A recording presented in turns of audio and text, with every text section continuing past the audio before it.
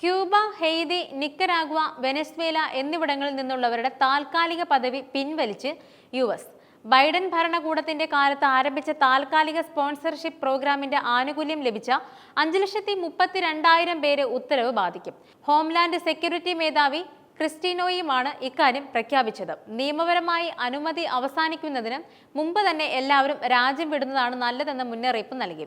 April 24-ന് പ്രാബല്യത്തിൽ വരുന്ന നയം മാനുഷിക പരോൾ പദ്ധതിക്ക് കീഴിൽ US-ൽ വന്നവരെയും ബാധിക്കും. യുദ്ധമോ രാഷ്ട്രീയ അസ്ഥിരതയോ ഉള്ള രാജ്യങ്ങളിൽ നിന്നുള്ള ആളുകൾക്ക് US-ൽ പ്രവേശിക്കാനും താൽക്കാലികമായി താമസിക്കാനും അനുവദിക്കുന്നതിന് ദീർഘകാലമായി ഉപയോഗിച്ചിരുന്ന മാനുഷിക പരോളിന്റെ ദുരുപയോഗം അവസാനിപ്പിക്കാനാണ് നിലവിലെ നടപടികളെന്നാണ് ട്രംപിന്റെ വാദം.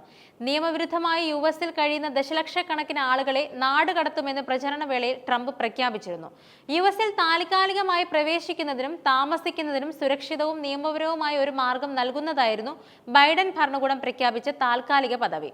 ഇത് റദ്ദാക്കുന്നതിലൂടെ സാമ്പത്തിക സ്പോൺസർഷിപ്പ് പദ്ധതിയും US ഭരണകൂടം അവസാനിപ്പിച്ചു. 2022-ൽ ആദ്യം വെനസ്വേലക്കാർക്കായാണ് പദ്ധതി ആരംഭിച്ചത്. 2023-ൽ മറ്റു 3 രാജ്യങ്ങൾക്കും ഇതിന്റെ പ്രയോജനം നൽകി. US മെക്സിക്കോ അതിർത്തി വഴി നിയമവിരുദ്ധമായി നടക്കുന്ന കുടിയേറ്റത്തിന് ഒരു ശമനം വരുത്താൻ ഈ ഒരു പദ്ധതിയിലൂടെ കഴിയുമെന്ന് ബൈഡൻ ഭരണകൂടം വിശ്വസിച്ചിരുന്നു. US കുടിയേറ്റ നയത്തിൽ ട്രംപ് ഭരണകൂടം കൊണ്ടുവന്ന വിപുലമായ മാറ്റത്തിന്റെ ഭാഗമാണ് ഈ നീക്കം.